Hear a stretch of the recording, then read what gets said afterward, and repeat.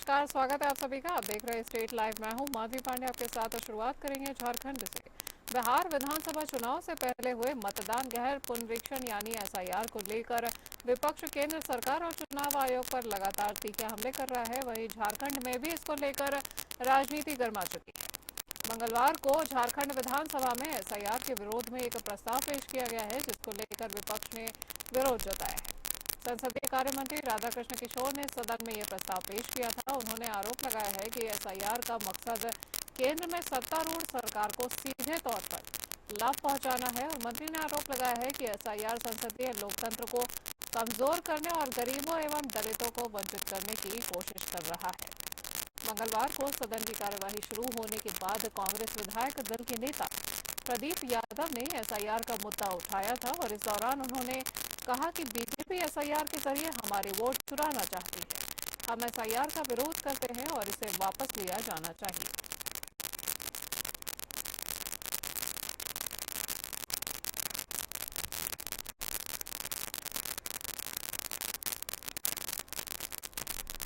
भाजपा के प्रदेश अध्यक्ष सह नेता प्रतिपक्ष बाबूलाल मरांडी ने विधानसभा के पूरक मानसून सत्र के आखिरी दिन भी सदन के भीतर और बाहरी राज्य सरकार के खिलाफ कई मुद्दों पर आवाज बुलंद की है। इस दौरान उन्होंने बीते मंगलवार को पारित हुए विधेयकों पर आपत्ति जताते हुए कई बड़े दावे भी पेश किए। बात कीजिए, उनके नाम से अटल क्लिनिक मोहल्ला क्लिनिक चलता था। झारखंड सरकार ने उसको बंद करके मदद पेशा कर दी। यानी सरकार किस प्रकार से तुष्टीकरण की राजनीति करती है ताकि अपनी वोट बैंक को ठीक करने के लिए हम कहेंगे कि भाई उनका नाम को क्यों हटाए। अगर उनको कोई और योजना चलानी थी तो हमें कोई आपत्ति नहीं थी, और योजना चलाते। झारखंड विधानसभा में पूरक मानसून सत्र के आखिरी दिन भी भाजपा विधायक दल ने सदन के भीतर और बाहर सूर्य हासा एनकाउंटर और रिम्स टू जमीन विवाद पर झारखंड और विश्वविद्यालय विधेयक के खिलाफ जमकर हंगामा किया है। इसी कड़ी में विधायक डॉक्टर नीरा यादव और विधायक कुमार उज्ज्वल से हमारी संवाददाता तृप्ति सिंह ने खास बातचीत की है सदन परिसर में, और कई सवाल भी उठाए हैं। आप भी देखिए पूरी बातचीत। विधानसभा के पूरक मानसून सत्र का आज आखिरी दिन है और सदन के बाहर भाजपा विधायकों द्वारा लगातार प्रदर्शन किया जा रहा है। इस वक्त हमारे बीच बीजेपी विधायक डॉक्टर नीरा यादव मौजूद है। आइए उनसे जानते हैं। देखिए, जिस प्रकार से आज सरकार की स्थिति है और ये सरकार कहीं पर भी सदन को चलने नहीं देना चाहती है। ये सरकार सिर्फ और सिर्फ राजनीति करती है और एक खानापूर्ति करने के लिए सत्र को बुलाई है। बाकी विधायक भी मौजूद है, हम आपसे मिलाएंगे। यहाँ पर कुमार उज्ज्वल विधायक हमारे बीच मौजूद है, उनसे जानेंगे। वो पोस्टर लेकर आप देख सकते हैं कि नजर आ रहे हैं जो विरोध प्रदर्शन कर रहे हैं सदन के बाहर। आज पूरक सत्र का आखिरी दिन, उनसे जानते क्या कहना है। आज जो हम लोग विरोध कर रहे हैं, अभी झारखंड सरकार के द्वारा एक काला बिल लाया गया है जिसमें राज्यपाल के अधिकारों को खत्म कर दिया गया। राज्यपाल अब कुलपति की नियुक्ति नहीं करेंगे, बल्कि सरकार अब कुलपति की नियुक्ति करेगी। छात्र संघ का चुनाव नहीं हो पाएगा और जब छात्र संघ का चुनाव नहीं होगा तो छात्र आगे नहीं बढ़ पाएंगे। एक सवाल आपसे करना चाहेंगे, आज सदन में और क्या है कहा जा रहा है, भारत रत्न की मांग होने वाली है, शिबू सोरेन को भारत रत्न दिया जाएगा, कांग्रेस में क्या है? देखिए, मतलब प्रस्ताव पारित किया जाए। ये जो प्रस्ताव कहीं आपने सुना है कि विधानसभा से प्रस्ताव किसी को भारत रत्न या देश रत्न देने के लिए किया जाए? ये प्रस्ताव झारखंड सरकार ला रही है या ला सकती है, तो हम लोगों की टीम है, हम लोगों का अपना ये है, हमारे नेतृत्व है। हम नेतृत्व के आधार पे हमारे जो प्रतिपक्ष के नेता हैं, हमारे जो भाजपा का नेतृत्व है, जो हम लोगों को रहेगा, हम लोग अपने नेतृत्व के आधार पे करेंगे। बहुत बहुत शुक्रिया। ये कहते हैं दीपक के साथ रांची से, नमस्कार। धनबाद जिले के पूर्व डिप्टी मेयर नीरज सिंह हत्या मामले में जिला अदालत ने 8 साल बाद अपना फैसला सुनाते हुए पूर्व बीजेपी विधायक संजीव सिंह को बरी कर दिया है, जिसके बाद इस हत्याकांड में आरोपी बनाए गए संजीव सिंह की पत्नी और झरिया विधायक रागिनी सिंह ने खुशी जाहिर करते हुए झारखंड विधानसभा के मानसून सत्र के आखिरी दिन भी मीडिया कर्मियों से बातचीत करते हुए आरोप लगाया है कि झारखंड पुलिस द्वारा एक गहरी साजिश के तहत उनके पति को फंसाया गया था। गौरतलब है कि साल 2018 में धनबाद के सरायढेला में हुए सबसे बड़े शूटआउट में पूर्व डिप्टी मेयर और उनके सहयोगियों समेत 4 लोगों की मौत हो चुकी थी, जिस पर 8 साल तक 408 तारीखों पर सुनवाई हुई है और उसके बाद 27 अगस्त को कोर्ट ने अपना अंतिम फैसला सुनाया है। सीबीआई जांच कराना चाहिए, उनकी प्रॉब्लम है, मेरे क्या लेना देना, उनके ना परिवार से कोई लेना देना है ना उनके चीज से लेना देना है। लेकिन बेवजह मेरा कसूर क्या था? मेरा 8 साल जो गया, हम किससे हिसाब मांगे? मेरा 8 साल जो बर्बाद हुआ वो हिसाब कौन देगा? रांची के नगदी में प्रस्तावित रिम्स 2 निर्माण पर विवाद थमने का नाम नहीं ले रहा है। ऐसे में जिले लेकर कांग्रेस में एक बार फिर खींचतान शुरू हो चुकी है और खींचतान की चर्चा तब शुरू हुई है जब पार्टी के प्रदेश प्रभारी ने बताया कि इसका फैसला अब पॉलिटिकल अफेयर्स कमेटी करेगी। इसी कड़ी में विधानसभा परिसर से हमारी संवाददाता तृप्ति सिंह के साथ बातचीत करते हुए पार्टी विधायक श्वेता सिंह ने चुप्पी तोड़ी है और इस दौरान उन्होंने सदन के आखिरी दिन की कार्यवाही पर जानकारी भी साझा की है। आप देखिए पूरी बातचीत। पिछले ही मतलब जो हमारा कार्यकाल जो शुरू हुआ था उसी दिन ये प्रस्ताव रखा गया था, उसी पर आज हम लोग फिर से और जितने भी हमारे विधायक हैं जो गैर सरकारी संगठन हैं उस पर हमारा चर्चा चल रहा है। रिम्स 2 के मुद्दे पर जानना चाहेंगे। कल जिस तरीके से बैठक हुई कांग्रेस की और कहा जा रहा है कि कांग्रेस की जो है यहाँ पर कांग्रेस कमेटी जो है प्रदेश कमेटी वो इस पर फैसला लेगी रिम्स 2 का निर्माण नगरी में होना चाहिए या नहीं। इस पर ऐसा नहीं है, गठबंधन के सारे लोग जो हैं वो बैठ करके निर्णय लेंगे कि जो जनता के हित में है वैसे ही फैसले लिए जाएंगे और ये गठबंधन का फैसला है। ये कहा जा रहा है कि सुरेश बैठा जो काफी विधायक है और दोनों अलग अलग विचारें रख रहे हैं। ऐसा तो नहीं है, देखिए ऐसा नहीं है, जो भी है दोनों नेता हैं अपने अपने क्षेत्र से और जनहित में जो भी चीज़ें अच्छी होंगी निश्चित रूप से गठबंधन का ये दायित्व है। सरकार की हमारी सरकार बहुत संवेदनशील है अपने लोगों को लेकर के, तो हम सबको लेकर के ही फैसला है। जी बहुत बहुत शुक्रिया। तो हमारे बीच श्वेता सिंह ने बताया है किस तरीके से रिम्स 2 को लेकर जो लगातार कहा जा रहा है कि कांग्रेस में कहीं ना कहीं जो 2 तरीके की राय सामने आई है, इस पर उन्होंने कहा ऐसा कुछ भी नहीं। फिलहाल के लिए कैमरा मैन के साथ राज्य सरकार में अल्पसंख्यक विभाग के मंत्री हफीजुल हसन अंसारी की तबीयत अचानक से खराब हो गई है, जिसके बाद उन्हें रांची के पारस हॉस्पिटल में भर्ती किया गया है। फिलहाल डॉक्टरों द्वारा उनका इलाज किया जा रहा है। वहीं इसी संबंध में विधानसभा परिसर में पत्रकारों से बात करते हुए कृषि मंत्री शिल्पी नेहा तिर्की और ग्रामीण विकास मंत्री दीपिका पांडे सिंह ने जानकारी साझा की है। देखिए क्या कुछ खास कहा। जब उन्हें लाया गया था उस समय बीपी काफी लो था, बीपी दोबारा फीचर हमने रखा है। कुछ देर बाद डॉक्टर सारी चीज़ों को हमें बतलाएंगे और उसके डिपेंडिंग हम लोग आगे का निर्णय लेंगे। बेरमो में शराब दुकानों पर ओवर रेट शराब बेचे जाने को लेकर जमकर मारपीट हुई है और इसमें 2 लोग घायल हो चुके हैं। युवक का आरोप है कि फुसरो स्थित अंग्रेजी शराब की इस दुकान पर बुधवार की देर शाम जब शराब मांगी गई तो सेल्समैन ने बोतल दी और निर्धारित रेट से अधिक दाम मांगे तो बात बढ़ गई और दोनों पक्षों में तीखी नोकझोंक हो गई। आरोप के अनुसार सेल्समैन ने युवक पर बोतल फेंककर मारी है और उसे गंभीर चोटें आई हैं। वहीं युवक ने भी शराब की दुकान में तोड़फोड़ की है और उसे सेल्समैन ने अपने ऊपर लगाए गए सारे आरोप को बेबुनियाद बताया है।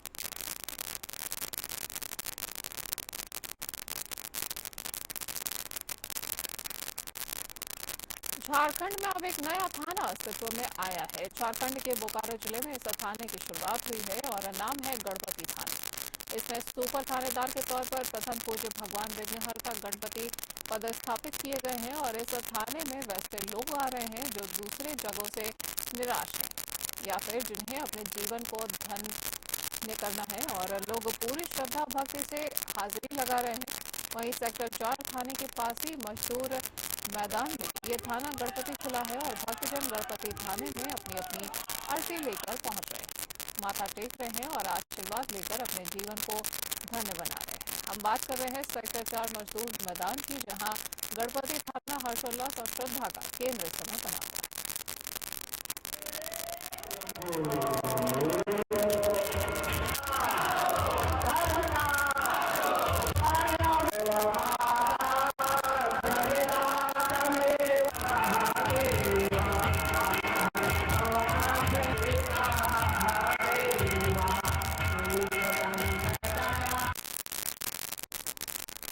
देखें बिहार में राहुल गांधी की वोटर अधिकार यात्रा के बीच राज्य में आतंकी मूवमेंट की आशंका जताई जा रही है।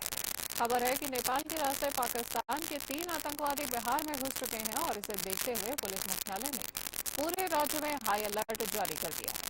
सूत्रों के मुताबिक ये तीनों आतंकी जैश-ए-मोहम्मद संगठन से जुड़े हुए हैं और पुलिस मुख्यालय ने बताया है कि इनमें से एक आतंकी का नाम हसनैन अली है जो पाकिस्तान के रावलपिंडी का रहने वाला है। दूसरा आतंकी आदिल हुसैन है जो कि उमरकोट पाकिस्तान का निवासी है और तीसरा आतंकी का नाम मोहम्मद उस्मान बताया जा रहा है जो बहावलपुर पाकिस्तान का रहने वाला है। जानकारी के अनुसार बिहार की नेपाल से सटी सीमा काफी लंबी और संवेदनशील मानी जाती है। इसी कारण आतंकी पहले भी इस रूट का इस्तेमाल करते रहे हैं। फिलहाल पूरे बॉर्डर पर चौकसी बढ़ा दी गई है और एसएसबी जवानों को अलर्ट भी कर दिया गया है। आपको बता दें कि बताया जा रहा है कि ये तीनों आतंकी अगस्त के दूसरे सप्ताह में काठमांडू पहुंचे थे और पिछले हफ्ते ये बिहार में दाखिल हुए।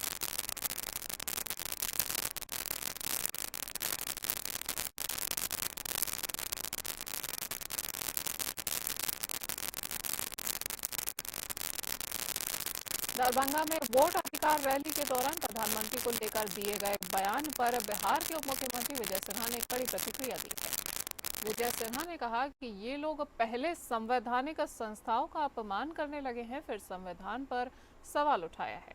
अब हमारा संवैधानिक पद पर बैठे नेता को अपशब्द कह रहे हैं। ये लोग दूसरों को वोट चोर बता रहे हैं जबकि ये खुद खानदानी चोर है। इनके पिता भी चोर थे और इनका बेटा भी चोर है। इनके डीएनए में ही चोरी की भावना भरी हुई है। चोर मचाए शोर, ये इनकी पहचान है। उन्होंने आगे कहा कि आपके संस्कार और संस्कृति पर तरस आता है। ये लोग लोकतंत्र के डाकू हैं। लोकतंत्र को खत्म करने के लिए इन्होंने आपातकाल लगाया था। होगी और बिहारी के मान सम्मान स्वाभिमान की राजनीति होगी। बहुत कर लिए हो जात के नाम पर राजनीति। अरे तुम लोग अपने को ओबीसी बनाते हो, ओबीसी नहीं अगड़े समाज के लाइन में खड़े हो। अब ओबीसी जो सचमुच में है वो बेटा आगे निकलेगा और उसको संविधान के तहत बाबा भीमराव अंबेडकर का अधिकार मिलेगा। ये लोग देश को कमजोर करने वाला, बिहार को कलंकित अपमानित करने वाला, ऐसे मानसिकता के लोगों को जवाब देने की जरूरत है। और नहीं समझेंगे तो जिस भाषा में समझोगे भैया उस भाषा में विजय सिन्हा समझाने के लिए तैयार है। बिहार के किशनगंज के मसान गांव हाट में एएमआईएम नेता और बहादुरगंज के पूर्व विधायक तौसीफ आलम ने एक जनसभा के दौरान विवादित बयान देकर राजनीतिक सरगर्मियों को बढ़ा दिया है। आलम ने अपने कार्यकाल के दौरान गंभीर आपराधिक मामलों जैसे फांसी या जहर से संबंधित घटनाओं में लोगों को कानून से बचाने में मदद करने का दावा किया है। उन्होंने ये भी स्वीकार किया है कि कई बार उन्होंने लोगों को राहत देने के लिए कानून का उल्लंघन भी किया है। ये बयान उन्होंने अपने फेसबुक लाइव के जरिए सार्वजनिक किया है, जिसके बाद ये तेजी से वायरल हो गया है। बिहार में आगामी विधानसभा चुनाव से पहले इस बयान ने सियासी माहौल को गर्मा दिया है। वहीं तौसीफ आलम ने जनसभा में कहा कि मेरे कार्यकाल में कानून मेरे हाथ में था। मैंने कई लोगों को गंभीर आपराधिक मामलों में राहत दी है। उनके इस बयान ने न केवल कानून व्यवस्था पर सवाल खड़े कर दिए हैं बल्कि विपक्षी दलों को भी हमला करने का मौका दे दिया है। विपक्ष ने इसे गैर जिम्मेदाराना और कानून का दुरुपयोग करने वाला बयान करार दिया है।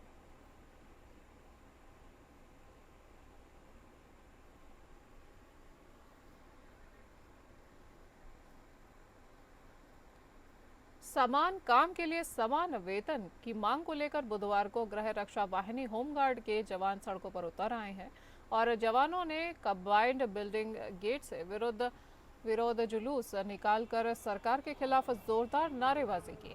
जुलूस मनाली चौक, तिलका मांझी चौक और सैंडिस कंपाउंड होते हुए समाहरणालय गेट तक पहुंचा है। इस दौरान बड़ी संख्या में जवान शामिल हुए हैं और नारे गूंजते रहे। हमारी मांगे पूरी करो, समान वेतन दो, सरकार होश में आओ। विरोध कर रहे जवानों ने कहा कि जब तक उनकी मांगों को पूरा नहीं किया जाएगा आंदोलन जारी रहेगा और संघ के जिला अध्यक्ष अखिलेश्वर प्रसाद ने कहा है कि वे चुनाव ड्यूटी, वीआईपी सुरक्षा और आपदा प्रबंधन हर मोर्चे पर तैनात रहते हैं, फिर भी उन्हें न्यूनतम वेतन और सुविधा से वंचित रखा जाता है। मालूम हो कि इससे पहले भी बिहार रक्षा वाहिनी स्वयंसेवक संघ के बैनर तले सैंडिस कंपाउंड मैदान में बैठक आयोजित की गई थी और बैठक की अध्यक्षता संघ के जिला अध्यक्ष अखिलेश्वर प्रसाद यादव ने की थी। इसमें निर्णय लिया गया था कि 27 अगस्त को समाहरणालय के समक्ष एक दिवसीय धरना प्रदर्शन किया जाएगा। मांग है बिहार सरकार से, जो कि हमारे गृह रक्षक के पक्ष में 2016 में, 2019 में, 2021 में जो माननीय उच्च न्यायालय और सर्वोच्च न्यायालय का जो फैसला गृह रक्षक के पक्ष में आया है, आप माननीय नीतीश कुमार जी उसे लागू करें गृह रक्षक के लिए, अन्यथा आने वाला विधानसभा चुनाव में आपको गृह रक्षक माफ नहीं करेगा। आप अगर यदि लागू नहीं करते हैं तो हम लोग आने वाला 31/8 को निर्णय लेंगे कि विधि व्यवस्था को ठप करते हुए राइफल गोली पूरे बिहार में जमा करेंगे। भागलपुर में हैरान करने वाली तस्वीरें सामने आई हैं। कचहरी चौक पर दो भाइयों के बीच जमकर मारपीट हुई है। इस दौरान छोटे भाई ने न सिर्फ बड़े भाई को बल्कि अपनी मां और भाभी को भी बीच सड़क पर बेरहमी से पीटा है। मामले को लेकर बताया जा रहा है कि बड़े भाई का एक होटल है और शनिवार को छोटा भाई अचानक होटल पहुंच गया और वहां जमकर उसने हंगामा किया है। होटल के अंदर मारपीट करने के बाद मामला सड़क तक पहुंच गया और देखते ही देखते दोनों भाइयों के बीच कहासुनी हाथापाई में तब्दील हो गई और छोटे भाई ने बड़े भाई और उसके परिवार को बीच सड़क पर गिराकर पीटना शुरू कर दिया। वहीं घटनास्थल पर मौजूद लोगों की भीड़ ने किसी तरह बीच बचाव कर दोनों भाइयों को अलग किया है। हालांकि तब तक सड़क पर अफरा तफरी का माहौल बन चुका था और स्थानीय लोग कह रहे हैं कि परिवार के विवाद ने सड़क पर तमाशे का रूप लिया है और काफी देर तक कचहरी चौक पर ये हंगामे की स्थिति बनी रही है। देखिए सर, हम तो टोटो चलाते हैं, ठीक है।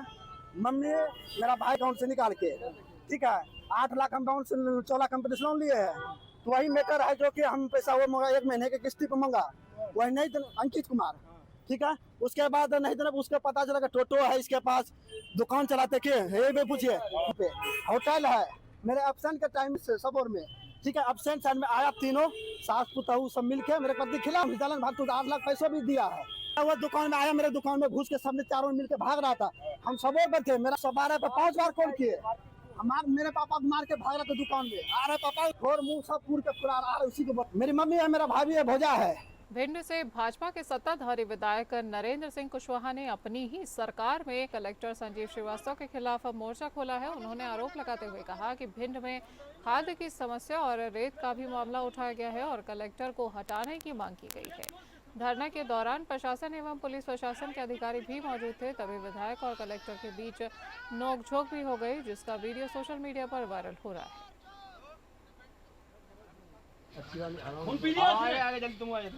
प्राइवेट आदमी तो वसूली करा रहा है, भेज दिया उसने, सरेआम वसूली कर रहा है। महिला में थी, किसान में थे, खाद की यहाँ समस्या है। कलेक्टर साहब से मैंने चर्चा भी की थी कि खाद वितरण प्रणाली तुम्हारी है, किसी को जनता को मालूम ही नहीं है। रात भर महिलाएं और किसान बैठे रहते हैं। अभी हमारे पास भी आया तो मैंने चलो बात करते हैं, तो व्यवस्था गड़बड़ा रही है खाद की। मुझे नहीं लगता खाद की यहाँ कोई कमी नहीं है, शासन ने इतनी व्यवस्था करी है, पर्याप्त मात्रा में खाद है, लेकिन इसकी जो वितरण प्रणाली है वो गलत है। आप 1 बीघा पे 2 बोरी दे रहे हो और 20 बीघा पे भी 2 बोरी। न खाद कहाँ मिलेगा, कहीं पर्ची कट रही है, कहीं खाद मिल रहा है, कहीं लिखा पढ़ी हो रही है, पूरा खाद बिकवा दिया। रुक करेंगे छत्तीसगढ़ का। पूर्व मुख्यमंत्री भूपेश बघेल के जन्मदिन पर कांग्रेस का शक्ति प्रदर्शन किया गया है, लेकिन इस मौके पर पार्टी के भीतर खींचतान भी उजागर हो गई है और पूर्व मंत्री रविंद्र चौबे का एक वीडियो वायरल हुआ है, जिसमें उन्होंने कहा कि प्रदेश कांग्रेस कमेटी का नेतृत्व भूपेश बघेल को सौंपा जाना चाहिए। वहीं जनता चाहती है कि कांग्रेस का नेतृत्व फिर से बघेल करे और भाजपा सरकार से लोहा लेने और किसानों की सरकार बनाने की क्षमता सिर्फ उन्हीं में ही है। सभी नेताओं ने मिलकर उनका हाथ मजबूत करना होगा। चौबे के इस बयान पर शिक्षा मंत्री गजेंद्र यादव ने पलटवार करते हुए कहा कि कांग्रेस में अलग अलग नेता अलग अलग चाहत रखते हैं और यही पार्टी के भीतर गहरे अंतर्द्वंद को दर्शाता है। वहीं जब इस संबंध में कांग्रेस पीसीसी चीफ दीपक बैज ने सवाल उठाए हैं तो उन्होंने कन्नी काटते हुए जवाब दिया है। रविंद्र चौबे जी कांग्रेस के वरिष्ठ नेता हैं, परम ज्ञानी हैं और ये उनका निजी बयान है। कुल मिलाकर भूपेश बघेल के जन्मदिन पर जहां एक और समर्थन और शक्ति प्रदर्शन देखने को मिला है, वहीं दूसरी ओर बयानों की राजनीति ने कांग्रेस के अंतर्द्वंद को और भी ज्यादा गहरा कर दिया है। अब ये कांग्रेस का अंदरूनी मामला है, उसमें मैं क्या कहूँ। मैं सिर्फ इतना कह सकता हूँ कि आपस में इनका कितना द्वंद है, कोई एक दूसरे को देख नहीं सकता। पूर्व मुख्यमंत्री जी अलग चाहते हैं, उसके समर्थक अलग चाहते हैं, वर्तमान प्रदेश अध्यक्ष अलग चाहते हैं, पूर्व मुख्यमंत्री उप मुख्यमंत्री अलग चाहते हैं। तो ये जो आपने जो बयान की बात कही पूर्व मंत्री जी का, ये अंतर्द्वंद को प्रदर्शित करता है। सर, ये राजधानी रायपुर समेत कई दक्षिण पूर्व मध्य रेलवे ने रायपुर मंडल के यात्रियों की सुविधाओं में विस्तार किया है। रायपुर रेलवे मंडल के डीआरएम दयानंद ने रायपुर रेलवे स्टेशन पर MUTS मशीन का शुभारंभ किया है और अपने हाथों से टिकट काटकर यात्रियों को दिया है। रेलवे से मिली जानकारी के अनुसार इस सुविधा से रेलवे स्टेशन में टिकट के लिए लगने वाली भीड़ में कमी हो सकती है।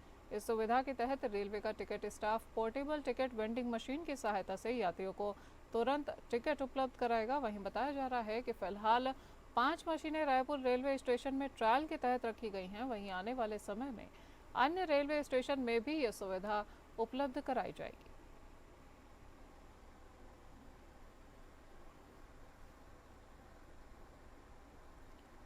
अवैध लकड़ी से भरा हुआ ट्रक पकड़ा गया है। इमरती लकड़ी सराई से भरा ट्रक पकड़ने से हड़कंप मच गया है और आपको बता दें कि अभी MCB जिले के वन मंडल में अवैध तस्करी और अवैध लकड़ी कटाई के मामले बहुत ज़्यादा उजागर हो रहे हैं। बताया जा रहा है कि ये लकड़ी चिरमिरी वन परिक्षेत्र से ले जाया जा रहा था और अंबिकापुर किसी फॉर्म में भेजा जा रहा था। अभी तक पुलिस ने इस मामले में किसी प्रकार की पुष्टि नहीं की है। आगे की कार्यवाही अभी जारी है। बताया जा रहा है कि रात के 1:30 बजे पुलिस को सूचना मिली थी कि एक लकड़ी से भरा हुआ ट्रक जा रहा है जिसकी कोई वैध दस्तावेज नहीं है।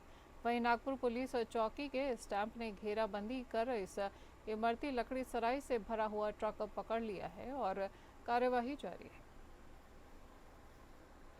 रात्रि लगभग 1:30 बजे सूचना मिला कि एक ट्रक में लकड़ी लोड होकर आ रहा है। ट्रक को रुकवाकर चेक किया गया। ट्रक चालक के पास कोई भी दस्तावेज नहीं होने से गाड़ी को चौकी में खड़ा किया गया। तस्दीक जांच बाद वैधानिक कार्रवाई की जाएगी। सर, क्या लगता है लकड़ी ड्राइवर ने कुछ जानकारी दी इसमें? चिमनी से ला रहा था, चिमनी से। सर, कहाँ ले जा रहा था ये लकड़ी ड्राइवर? डिपो ले जा रहा था, ऐसा बता रहा है ड्राइवर। सर, अवैध लकड़ी डिपो को कहाँ से जा?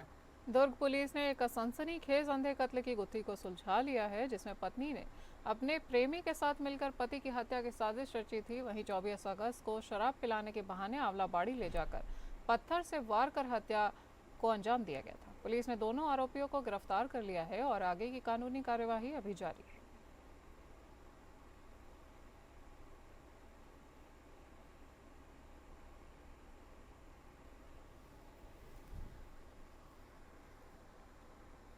दंतेवाड़ा में बहुत वर्षों के बाद आसमानी बारिश इस तरह आफत बनकर 24 घंटे में गिरी है कि शहर के कुछ हिस्से जलमग्न हो चुके हैं। वहीं गायत्री मंदिर चौक और दंतेश्वरी मंदिर ब्रिज के नजदीक के मकान, दुकान और वाहनों पर बहुत भारी नुकसान की खबरें भी सामने आ रही हैं। SP ऑफिस तक बाढ़ की चपेट में आ गए हैं और लगातार हो रही बारिश से दंतेवाड़ा बाईपास मार्ग भी क्षतिग्रस्त हो चुका है। आपको बता दें कि बसों का संचालन भी बंद हो चुका है और जनजीवन भी अस्त व्यस्त होता हुआ दिखाई दे रहा है।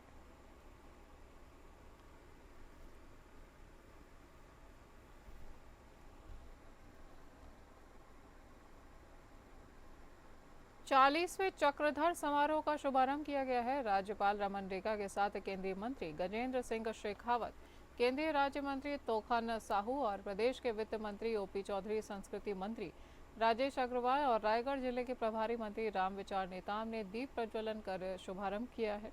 समारोह स्थल पर बने पंडाल से भगवान गणेश की पूजा अर्चना की गई है और महाराज चक्रधर सिंह के तैल चित्र पर पुष्प अर्पित कर उन्हें श्रद्धांजलि भी दी गई है।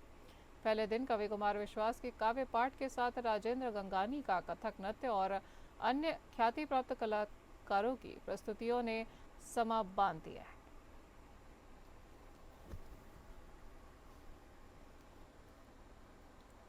स्टेट लाइव में आज के लिए इतना ही। नमस्कार।